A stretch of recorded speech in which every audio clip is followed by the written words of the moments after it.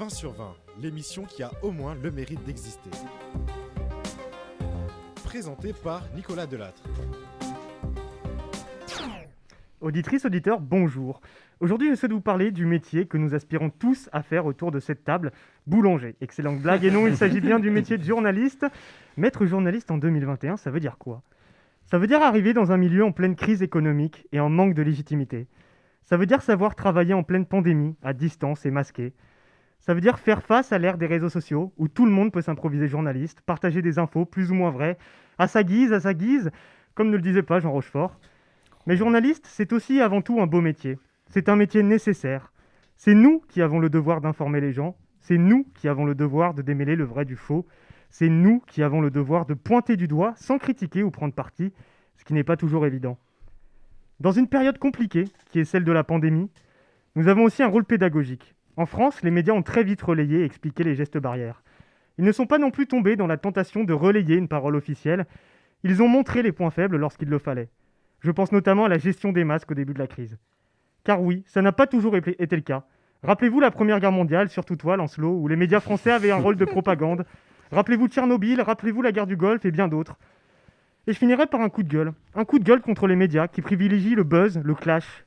Ces médias qui surreprésentent une parole d'extrême droite, d'extrême gauche, xénophobe, raciste et j'en passe.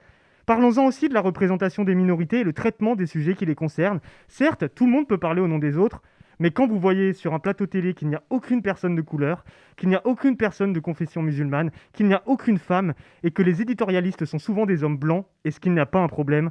C'est à vous de réfléchir. 20 sur 20, l'émission qui a au moins le mérite d'exister. Présentée par Nicolas Delattre. Bonjour à toutes et à tous, bienvenue sur 20 sur 20, la radio d'Exist by ISCPA. Aujourd'hui, nous parlons des médias, un sujet qui nous concerne directement et qui vous concerne si vous nous écoutez. Sans plus attendre, je passe à mon moment préféré, de l'émission, la présentation de l'équipe de journalistes qui m'accompagne. Il a mangé un éclair à la vanille ce midi, il ne lui en fallait pas plus pour trouver un jeu de mots pourri comme à son habitude. Quel éclair de génie d'avoir pris ça comme dessert, je le cite. Bonjour Elliot. Salut Nico.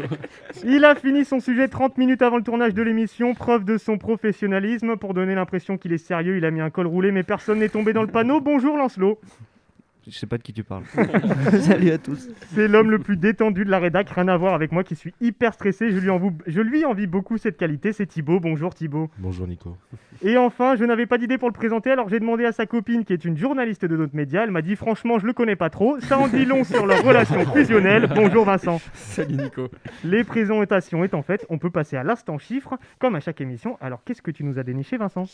Eh bien aujourd'hui, je ne sais pas si vous le savez, mais il vient de sortir le nouveau baromètre 2021 de la confiance des Français dans les médias. Le journal La Croix, vous le savez probablement, est à l'origine de cette étude commandée auprès de l'entreprise d'analyse Kantar.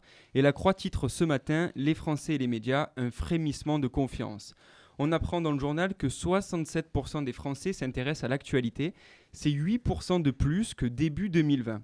Le moyen d'information jugé le plus crédible par les Français, eh bien, ça reste la radio que nous faisons, donc on peut se féliciter. 52% des Français ont confiance en la radio, contre 48% qui ont confiance dans les journaux et 42% qui ont confiance à la télévision, c'est pas énorme. Chiffre encore plus négatif, l'indépendance perçue des journalistes s'améliore mais reste très critique. Pour 63% de la population, les journalistes ne résistent pas aux pressions politiques et 59% estiment que les médias ne résistent pas aux pressions de l'argent. Enfin, parlons de l'événement le plus médiatique, le plus important de 2020, le virus de la Covid-19. 74% des Français trouvent que les médias ont trop parlé de l'épidémie en 2020, contre 4% qui trouvent au contraire qu'il aurait fallu en dire plus. En fait, il semble que la multitude des canaux d'information auxquels s'ajoutent des actualités souvent anxiogènes ont pu générer un certain rejet de la part des Français. Merci. Vincent, on passe maintenant à l'invité du jour. Aujourd'hui, nous recevons Loris Balesio, cofondateur du média MX Lyon. Il répondra aux questions de Vincent. 20 sur 20, l'invité du jour. Bonjour Loris Balesio, merci d'être avec nous. Bonjour, enchanté. Enchanté également. À Lyon, vous commencez à bien vous faire connaître, mais est-ce que vous pouvez pour le reste de nos auditeurs nous expliquer rapidement votre média et votre ligne éditoriale ? Oui, bien sûr. Alors, juste, est-ce que vous m'entendez bien là où je suis? Parfaitement bien, parfaitement bien. Ouais. Bon, Oui. super. Alors, pour vous expliquer, en effet, moi, je suis le cofondateur donc de MX. C'est un média en ligne qui est donc basé à Lyon et qui traite de toute l'actualité locale et donc lyonnaise, mais à travers des contenus vidéo qui vont être diffusés sur les réseaux sociaux, donc Instagram, Facebook, etc. Pour faire très simple, on a un petit peu le brut, l'outsider combini, mais local, parce qu'on avait fait le constat qu'il n'y ait pas de médias nouvelle génération à Lyon. J'en ai parlé un tout petit peu plus tôt dans l'émission, juste avant que vous arriviez. Aujourd'hui vient de sortir le baromètre 2021 de la confiance des Français envers les médias et les jeunes sont toujours largement désintéressés de l'actualité. Quel est votre point de vue par rapport à ça? Comment vous l'expliquez? Alors, déjà, c'est vrai qu'avec mon associé, on a tous les deux 25 ans, donc on a fait en effet déjà ce constat-là qu'on partage. Et surtout, on peut l'expliquer sur deux choses. La première, si on aborde un angle beaucoup plus régional, c'est qu'aujourd'hui, on a une presse locale qui va avoir tendance des fois à être très morose dans en traitement de l'actualité, avec beaucoup de faits divers. Et toute la génération ne s'y retrouve pas forcément. Nous, c'est pour ça, on ne dit pas qu'on fait mieux, mais on fait juste différemment avec une autre approche, qui est de dire, nous, on a envie aussi d'avoir des contenus un peu plus pédagogiques, qui vous expliquent aussi comment ça fonctionne, etc. Et au niveau national, si on zoome un petit peu plus, c'est qu'on se rend compte qu'il y a aussi beaucoup d'informations qui sont aussi constamment reliées, on va dire, à tout ce qui touche aux trends, toutes les tendances et algorithmes qu'on peut retrouver aujourd'hui sur les réseaux sociaux. Et c'est vrai que d'un côté, premier point, un brouillard entre ce qui est de la pub et ce qui est du contenu journalistique, ça c'est le premier point. Et le deuxième point, c'est de dire aujourd'hui par rapport à cette histoire d'algorithme, quand il y a un fait d'actualité, tous les médias en parlent, et hormis les angles qui changent, c'est toujours un petit peu pareil. Et on passe d'un fait à un autre sans forcément prendre le temps de dire tiens, qu'est-ce qui s'est passé, comment ça fonctionne, pourquoi. D'avoir vraiment cette notion un peu plus pédagogique. Donc ça c'est vraiment pour nous les raisons. Vous venez d'en parler rapidement, mais pour que je comprenne bien, comment vous faites-vous pour parler aux jeunes et pour être entendu auprès des jeunes? Alors nous, c'est déjà deux choses. C'est déjà un traitement, on va dire, on a fait un choix, on n'avoir que 3 formats de contenu. On a beaucoup de formats sur MX, c'est-à-dire on a un format qui parle d'histoire, un format qui parle de gastronomie, un format qui s'appelle Parlons-en, qui parle en effet de sujets de société. On a fait le choix déjà d'avoir pas une avalanche en quelque sorte de contenu sur le média. Vraiment pas plus de 3 formats. Ça, c'est le premier point. Le deuxième, c'est des formats qui sont adaptés aux réseaux sociaux, c'est-à-dire qu'aujourd'hui, on a fait un choix lors du premier confinement d'arrêter définitivement de faire des articles. Parce qu'on ne dit pas qu'il ne faut plus en écrire, simplement pour un jeune média, avant de rentrer en compétition avec des médias nationaux comme Le Monde, comme l'IB, comme tous ces médias-là, il faut déjà avoir une certaine notoriété qu'on n'avait pas. Donc on a fait le choix déjà de dire tiens, on fait que de la vidéo et des formats qui vont être adaptés aux standards et aux algorithmes des réseaux sociaux. Et puis troisièmement, c'est tout simplement se connecter à ce que nous, en tant que jeunes, on vit. Forcément, c'est plus simple de parler aux jeunes quand nous-mêmes, on fait partie de cette tranche d'âge, et de parler de sujets de société qui nous touchent. Vous êtes un média pure player. Pour expliquer concrètement ce que ça veut dire, c'est que vous êtes exclusivement disponible sur Internet et via les médias sociaux, comme existe ISCPA d'ailleurs. C'est un phénomène que l'on retrouve de plus en plus dans les médias traditionnels, ces médias qui vont chercher les jeunes sur Instagram, Snapchat, TikTok. Qu'est-ce que vous pensez de cette stratégie des gros médias comme Le Monde qui vont sur les réseaux sociaux? Moi, je trouve ça top. C'est-à-dire que quand je vois aujourd'hui Le Monde, je crois qu'ils sont 4-5 qui arrivent à créer une cellule sur TikTok. Je trouve ça super parce qu'aujourd'hui, il faut vraiment utiliser ces nouveaux espaces d'information. Et c'est bien qu'aujourd'hui, des médias comme Le Monde le fassent. Car s'ils ne le font pas, en fait, ça sera d'autres qui le feront. Et des fois, ça sera tout simplement, on le voit, il y a une frontière de plus en plus poreuse entre le journalisme, le créateur de contenu qui peut des fois même être un influenceur. Aujourd'hui, ça devient des sujets souvent un sujet passionnant, mais qui devient de plus en plus aussi compliqué parce qu'il y a aussi des oppositions qui se font. C'est pour ça que je pense que c'est important aujourd'hui que les médias ne restent pas dans leur zone de confort et dire le journalisme, c'est comme ça et pas autrement. Je rebondis un peu sur ce que vous dites. Le baromètre publié ce matin sur la confiance des Français envers les médias nous dit que sur les réseaux sociaux, la crédibilité des informations partagées par les médias, ça divise. 37% des Français ont confiance dans les informations diffusées sur les réseaux sociaux par un site d'information comme le vôtre, comme Le Monde, contre 47% qui n'ont pas confiance, c'est-à-dire 10% de plus. Qu'est-ce que vous pensez de ce chiffre de méfiance? Alors, moi je dirais qu'il y a un baromètre que j'avais vu, que je trouve super intéressant. C'est aujourd'hui la confiance qu'ont les Français dans les PQR, dans cette presse, on va dire, quotidienne, régionale, où la confiance est beaucoup plus élevée. Je n'ai pas le chiffre exact en tête, mais je sais aujourd'hui qu'il y a une réelle confiance des Français dans leurs médias régionaux. Ça, c'est le premier point. Je pense qu'aujourd'hui, ce qui fait qu'il y a on va dire, un manque de confiance qu'il peut y avoir sur les médias, c'est tout simplement des fois des choses, on l'a vu, depuis les attentats, depuis le Covid a aussi été un bon exemple, des choses qui sont arrivées fausses, qui forcément font perdre un petit peu confiance. Des fois, on a aussi des chroniqueurs, si on prend les plateaux télé, pareil, des gens qu'on présente comme étant scientifiques ou experts sur un sujet, on ne les connaît pas, et donc finalement, des fois, ils disent des choses qui sont simplement fausses. Et aujourd'hui, c'est vrai que ça devient très compliqué. Et je pense que pour les gens aujourd'hui, et je le vois souvent en regardant la génération, par exemple, des parents, c'est compliqué pour eux de faire une distinction sur notamment les réseaux sociaux, entre d'un côté un contenu qui sort du monde et un contenu qui sort, par exemple, par exemple, je pars sur le Covid, le monde a un scientifique qui parle, et puis de l'autre côté, on a une vidéo d'un chaman qui va prendre la parole pour parler de ce qu'il voit sur le Covid et qui va faire 1 million de vues. Je pense que pour les anciennes, on va dire, générations, c'est compliqué de faire la différence. Et ça vient du fait aussi, alors Twitter, Facebook, on essaie d'améliorer les choses avec les certifications, mais ça vient aussi de ça, c'est de dire aujourd'hui on a une porosité entre les grands médias et tout simplement les gens qui créent du contenu et qui sont par exemple des blogueurs ou tout ça. Vous parlez à l'instant de Facebook. Le pouvoir des GAFA, il me semble qu'il cesse de se renforcer. Aujourd'hui, 1/3 des Français s'informent principalement sur les réseaux sociaux. En fait, l'impact de Facebook devient énorme sur cette information. Est-ce qu'il n'y a pas un risque que les réseaux sociaux détruisent à petit feu la presse traditionnelle ? Non, je suis pas sûr, à l'inverse. Je pense que ça peut vraiment être complémentaire. Ce qui est sûr, c'est que les modèles économiques doivent être inventés, puisque finalement, tout le contenu, on va dire, que les gens achetaient de tous les journaux, tout d'un coup, avec l'arrivée des réseaux sociaux, sont devenus gratuits. Alors aujourd'hui, les grands médias essayent de rattraper le coup en partant sur les abonnements, etc. Certains arrivent d'ailleurs à bien s'en sortir, comme par exemple Le Monde. Mais aujourd'hui, je pense qu'il faut simplement, revoir en effet les modèles économiques, et 2, travailler en complémentarité. Moi, je ne crois pas aujourd'hui, à la fin, par exemple, une presse papier parce qu'il y a les réseaux sociaux. Il n'y a qu'à voir, par exemple, en effet, le modèle économique du groupe Sopress, avec Society, avec tous les magazines qu'ils ont. Je pense qu'il faut simplement réutiliser, se connecter aux usages du moment et créer quelque chose d'un petit peu différent. Par exemple, la force de Sopress. Je lisais récemment une interview de Franck Hanès, justement le directeur de la société, qui expliquait que voilà, aujourd'hui, Society, sa force, c'est de créer finalement, d'en faire un événement dans les sorties de journaux. Et finalement, il a un modèle qui fonctionne grâce à ça. Aujourd'hui, sur les médias, quand on voit Le Monde qui s'adapte à de nouveaux usages, ils arrivent à s'en sortir parce qu'aujourd'hui, ils ont créé des formats qui sont plutôt cool et qui donnent envie d'être regardés. Donc je pense qu'au contraire, il faut simplement se dire aujourd'hui, on le dit souvent avec mon associé Ghislain sur MX, c'est dire aujourd'hui pourquoi on aurait envie de nous suivre sur les réseaux sociaux. C'est une question qui peut être simple, mais qui est souvent très peu réfléchie au sein des médias, mais aussi tout simplement des entreprises, de manière très générale, des collectivités, etc. Finalement, la plus grande bataille des journalistes du XXIe siècle, est-ce que ce ne sera pas d'apprendre aux jeunes à s'informer et à distinguer le vrai du faux ? Si, je pense, ça c'est vrai que c'est nous un combat qu'on a, nous avec mon associé, on est tous les deux issus de l'IE de Lyon, en master entrepreneuriat. On vient pas d'études de journalisme.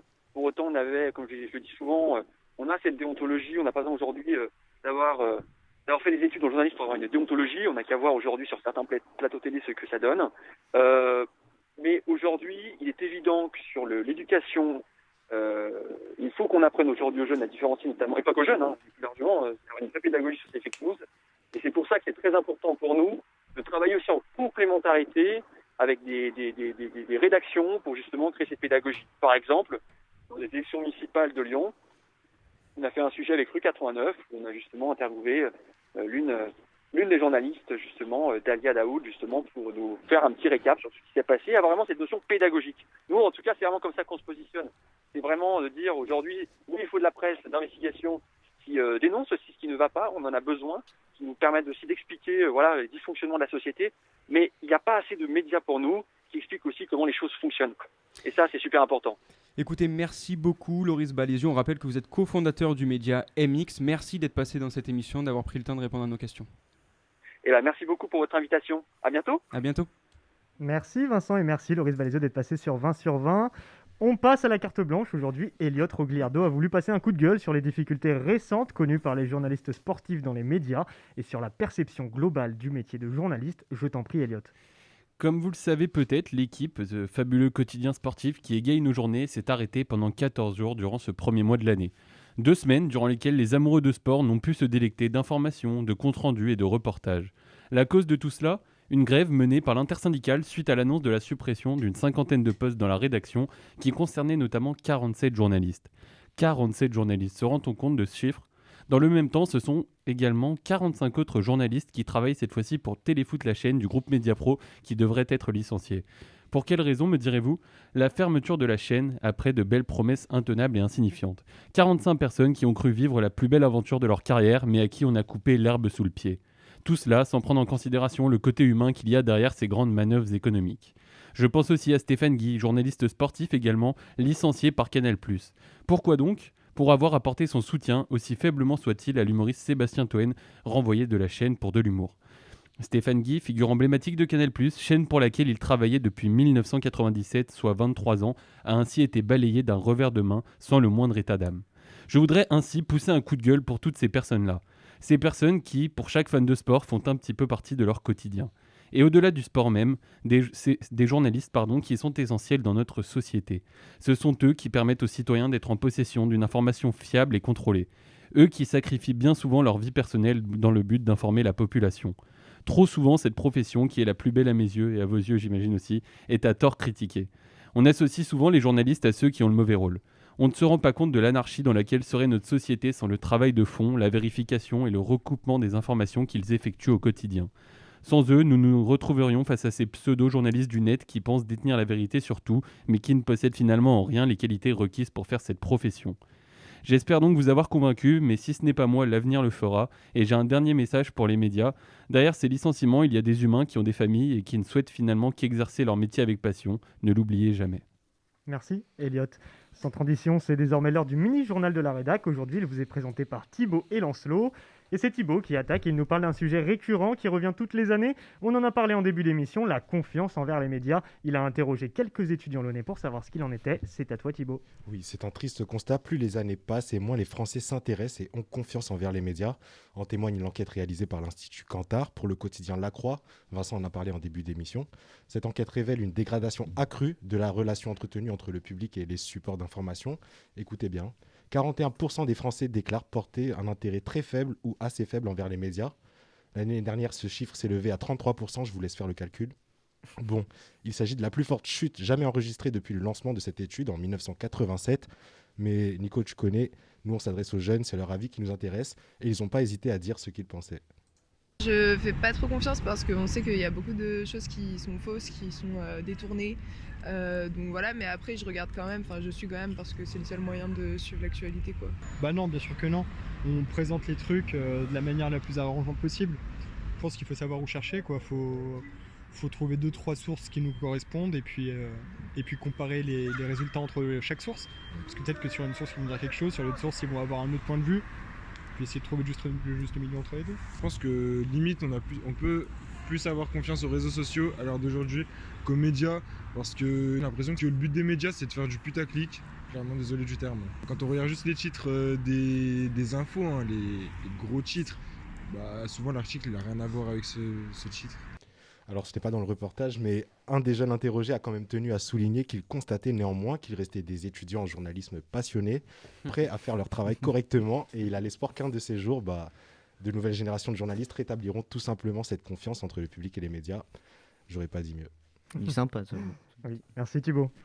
On vous parlait de jeux vidéo hier, si vous n'avez pas vu, allez voir l'émission d'hier. Lancelot a donc passé sa matinée sur Twitch et tu vas nous expliquer pourquoi, Lancelot. Bah oui, Nico, et je vous vois venir, super, Lancelot il faut rien, il passe son temps à regarder des lives de jeux vidéo, etc., etc. Eh bien, figurez-vous que si j'étais sur Twitch, mais vous le savez déjà, c'était pour regarder le live de Samuel Etienne. Et si jamais ce nom ne vous dit rien, Samuel Etienne est journaliste, il présente la matinale de France Info à la télé et à la radio, mais il est aussi le successeur de Julien Lepers à la présentation de Questions pour un champion. Il est un peu sur toutes les plateformes, le monsieur. Encore une fois, je vous vois venir, mais qu'est-ce qu'il fait sur Twitch du coup ? Et c'est là que ça devient intéressant. À la suite d'une bromance, entendez là un coup de foudre amical avec Étoile, un streamer, qui passe ses nuits à regarder des émissions de Questions pour un champion, Samuel Etienne s'est découvert une passion pour ce monde ultra connecté. Et il y a peu, il a décidé de créer sa propre chaîne à lui et de proposer des revues de presse en direct le matin plusieurs fois par semaine. Un concept qui cartonne puisque sur chaque live, l'animateur réunit plus de 15 000 personnes, ce qui le place à chaque fois dans le top 10 monde des streamers les plus regardés. Et surtout, Samuel Etienne a réussi à faire venir un public qui d'habitude ne s'intéresse pas ou très peu à l'information, et en particulier, comme on a parlé, chez les jeunes. Et il effectue lui-même des sondages réguliers pendant ses lives, et près de 80% des gens qui le regardent ont entre 20 et 25 ans, et c'est là qu'est le tour de force. Et encore une fois, Nicolas, t'es prévisible et tu te demandes, mais comment a-t-il fait ? Mais comment a-t-il fait, Lancelot ? Eh bien, grâce à sa sincérité et à la transparence de son discours. Mais Marina, 23 ans, étudiante en master d'art, va vous l'expliquer mieux que moi. Ça me mâche un petit peu le travail, entre guillemets. En plus, ça crée un moment qui est assez bienveillant, qui réunit beaucoup de gens. Mais avant ça, je me documentais pas trop sur la question. En plus, j'étais assez étrangère au monde du média. C'est des petites choses qui rendent de bonne humeur le matin aussi. Donc c'est avec un petit peu de douceur découvrir un milieu qui est pas toujours, qui est un peu hermétique, j'avoue, pour la jeunesse justement. C'est quand même assez sympa. Là où Samuel Etienne a réussi son pari, donc, c'est en amenant l'information dans un milieu extrêmement populaire chez les jeunes où elle n'existait pas. Aussi, il apporte un ton adapté à la plateforme, c'est-à-dire très naturel, bienveillant et souvent décalé. Tout ça forme un mélange qui séduit et au-delà même des 20-25 ans, comme Gilles, 61 ans, que j'ai rencontré ce matin, devenu fan des revues de presse de l'animateur. Il nous dit pourquoi.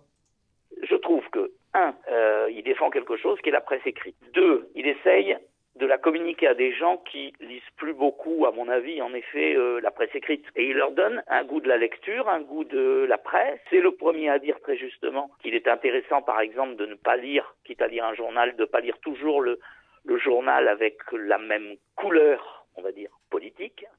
Ce matin, dans son live, Samuel Etienne a fait un sondage auquel ont répondu 6000 participants du live. Il a demandé « Pensez-vous que les journalistes sont indépendants ?» 32% ont répondu oui, 32 autres ont répondu non et 36 ont répondu « Je ne sais pas ». Des chiffres plus optimistes sur la profession que ceux du journal La Croix, dont nous en parlaient Vincent et Thibaut, qui disaient que 63% des gens pensent que les journalistes ne résistent pas à la pression des politiques et 50% aux pressions de l'argent. Évidemment, le problème est bien plus complexe à résoudre que de lancer une chaîne Twitch et de faire des revues de presse, mais Samuel Etienne a créé une passerelle entre deux mondes qui semblaient ne jamais pouvoir se rencontrer, et pour ça, moi je dis merci Samuel. Merci moi je dis merci messieurs pour ce journal, et on passe au moment que vous attendiez tous, le jeu qui nous est présenté aujourd'hui par Thibaut. Et maintenant, l'heure du jeu super fun, le jeu. C'est le jeu. Alors 60 secondes. 60 secondes. Oula. Je parle pas de la première fois de notre premier animateur. 60 secondes sur Internet. Ce n'est pas bien long, n'est-ce pas ? Et pourtant, est-ce que vous savez ce qui se passe sur Internet au niveau national en 60 secondes ? Êtes-vous conscient de la quantité de données qui se créent et s'échangent via les médias en seulement 60 secondes ? La quantité de données ? Évidemment que non. C'est quoi la question ? Je connais même pas l'échelle de mesure. Donc vous allez essayer de deviner les chiffres correspondant à ce que je vais vous demander. Très bien. Ces chiffres ont été publiés par le site Visual Capitalist. C'est important de citer la source, même si on ne connaît pas. Et ne vous inquiétez pas, ils sont durs à trouver. Donc celui qui en est le plus proche gagnera le point, d'accord ? D'accord. Allez. Alors, on commence en 60 secondes. Combien de stories Instagram en moyenne sont publiées par les médias ? Par les médias. Par les médias en uniquement. 60 secondes. Par jour, en Partout 60 en secondes. France. Ah oui, d'accord. Moi, je dirais, Oh là là. 150. D'accord ? Seulement par les médias. Il est Oui. complètement fou, lui. On parle dans le monde ? En France. En France. Ah, en France, Moi, pardon. je dirais 3,5 millions. D'accord. 3 millions de stories. Je vais dire 2000, moi. Ben oui. 2000, 2000. 3,5 millions, 2000, tu m'as dit. Moi, je disais 150, mais là, je suis 150. à la... De stories Oui. par minute ? Oui, oui. Oui, en 60 secondes. Oui, Vincent. Je vais dire 1000. Je trouve ça énorme, mais... Vous êtes fou. Vous m'avez donné beaucoup de chiffres. Est-ce qu'on peut Ouais. récapituler, s'il vous plaît ? 3 millions 5, 150. 1000 et 1000. 1000 et 1000. Personne l'a trouvé, mais le plus proche, je crois que c'est vous deux. C'est 347 222 stories. 347 000 en secondes. 60 mais comment secondes. c'est- Ah oui. C'est Mais hallucinant. vous êtes, Mais c'est- imaginez le nombre de médias qui existent en France. Et en C'est 60 pas secondes, faux. je vais y mettre de story. Ah, Regardez, nous, existe combien on met de story par. C'est vrai que rien que nous, on en met la moitié à peu près. Voilà. Ouais, c'est vrai qu'on y participe grandement. Rien que nous, on met la moitié à peu près. Ok, bah, c'est Question bon. suivante, Thibaut On prend Ouais. le point de Je vue de- compte sur toi pour compter les points parce que je suis Ouais, largué. pas de soucis. Alors, en Interne, 60 le point de vue de- secondes, combien d'utilisateurs se connectent sur les sites internet des médias ? Ouh là là. Ça, par contre, ça doit être énorme. Moi, je vais dire 10 millions. Non, ça, non. Par contre. D'accord. 10 millions ? Non, c'est pas En 60 secondes, combien se connectent On parle sur toujours en France, les hein médias. Oui, Oui, oui, oui. Ok. c'est pas 10 millions. Moi, je vais dire 1,3 million. Moi, je vais revoir la baisse aussi. Je vais dire 4 millions. Ah 1 ouais, million non, mais 3 lui, il Lancelot, fait 4 14 offres millions. aussi. 4 millions. C'est le juste prix en fait, Nicolas. Il n'a pas compris. Moi, je vais dire 1,6 million. D'accord. Et moi, je vais reprendre et dire 5 millions. Elliot, t'es le plus proche. Vous allez être surpris, 52 083. Mais oui, Bah, c'est c'est moi le faible, plus hein. proche Ça alors. ressemble. C'est C'est Lancelot toi du coup. C'est moi, D'accord. C'est très faible. Donc 2 points pour Mais Lancelot c'est déjà. pas faible, c'est stupide ce qu'on a dit. Par minute, il y aurait 5 millions de personnes qui se Oui, mais- connecteraient sur. En fait, ça, c'est toi qui l'as dit. Mais par rapport au nombre de stories, moi ça me semble peu. Ça fait 2 questions que je comprends pas en fait. Donc je lance des perches comme ça. T'as gagné, Elliot. T'as gagné. On passe à la 3e question, Thibaut. Ok, j'espère que tu vas comprendre. Alors, en 60 secondes, combien de nouveaux articles apparaissent en moyenne sur le net? Ouh là là. En France. Oui, Bah en oui, 60 alors, secondes, Il hein. fait aucun effort. Pardon. Vas-y. Moi je vais dire allez 2000 articles en 60 Ouais, secondes. c'est pas déconnant. Il y a beaucoup de médias. Hein. Ouais, c'est pas Mhm. déconnant. C'est pas déconnant. Moi je dirais 6000. D'accord. Moi, je Deuxième, dirais 6 000. Allez, il faut 35 dire 000. un truc. Il a fait un produit en croix Lancelot. Et moi, je vais dire 10 000. Nicolas, t'as gagné Pourquoi? parce qu'il n'y a que 28 articles publiés. En fait, Ah on oui, est oui. des- on est Ouais, des malades ouais, mentaux. non, mais on est On est des peu, malades hein. mentaux. Ah ce quiz est très dur. Hein. On Entre est- les chiffres sont tellement différents. Ouais, mais il nous a ça. tellement perdu avec ses stories, on a vu des chiffres tellement fous En fait, que- après on est parti sur des trucs de Ouais, fou. c'est On passe à la dernière question, Thibaut. C'est la dernière. Combien de Super. Français téléchargent un média sous forme d'application toutes les 60 secondes? Ah, Ok. bon, ça. Un média, est-ce que les réseaux sociaux sont des médias? Non. Non, que ce sont télécharge des médias l'application sociaux des médias, il a Ça dit. doit pas être énorme. Ouais. Moi je vais dire 150. Ouais, moi, je dirais même 54. D'accord. C'est très précis, Lancelot. Moi je dirais 669. Ok. Et moi, je vais dire 55. Mais Nicolas, t'as encore gagné. Ah, vas-y, Quoi m'en fous, lui. Combien? Combien de Français téléchargent? 319 Français. Et ça fait donc 2-2. Voilà, on est à Ouais. égalité, Lancelot. Merci Thibaut pour ce jeu, t'en prie. plus fun que celui de Vincent, en même temps c'est pas très dur. Il est temps pour nous de vous laisser, mais on se retrouve demain, hein, pas d'inquiétude. Allez suivre notre média Existe by SCPA, allez regarder nos articles, nos vidéos, et évidemment nos émissions radio sur Facebook, SoundCloud et YouTube. Et bien sûr, allez voir encore une fois notre site internet www.existebyscpa. Merci à vous, messieurs, et merci aux auditeurs encore une fois, et à demain. À Salut demain. à tous. Salut à Ciao. tous. Au revoir. 20 sur 20, l'émission qui a au moins le mérite d'exister. Présentée par Nicolas Delattre.